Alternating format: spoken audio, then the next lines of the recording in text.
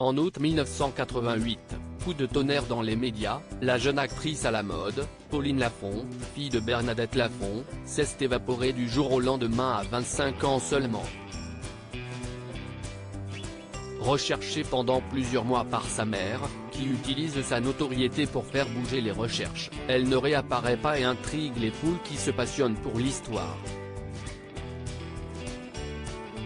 Et le grand public peut compter sur les journalistes pour alimenter leur soif d'information sur le sujet. L'affaire est en une des journaux, certains prétendant même que Bernadette Lafont soit en plein coup médiatique.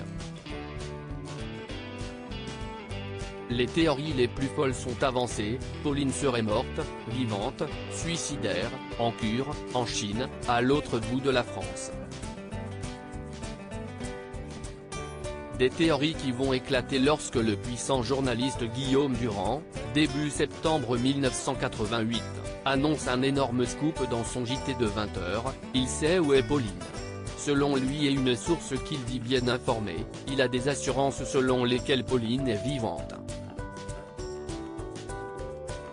Une énorme bombe qui fait l'ouverture du journal, dans laquelle il explique que la jeune femme, fatiguée, est partie se reposer dans une cure à la campagne mais reviendra bientôt.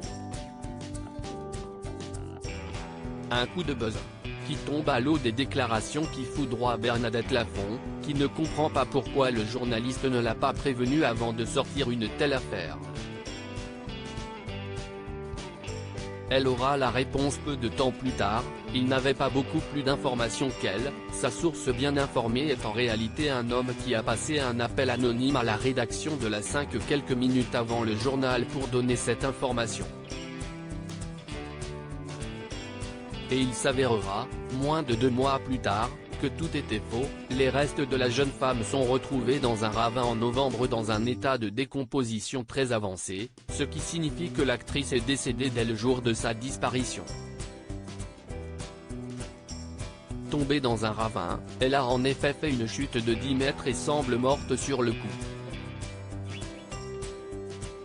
Désavoué, la plupart des journalistes présentent leurs excuses à la famille de Pauline Lafont. Guillaume Durand, quant à lui, le fera l'année suivante, alors qu'il participe au 7 d'or, parlant d'une dette épouvantable et d'une gigantesque connerie. Il s'était platement excusé auprès de l'actrice. En 1997, invité dans une émission, il avait redemandé pardon à la famille. Un jour où je présentais le journal, quelqu'un est arrivé, persuadé d'avoir des infos intéressantes sur Pauline Lafont. On s'est planté. J'ai détesté cette affaire-là. Et je n'accepte pas la télé qui ne s'excuse pas, avait-il asséné.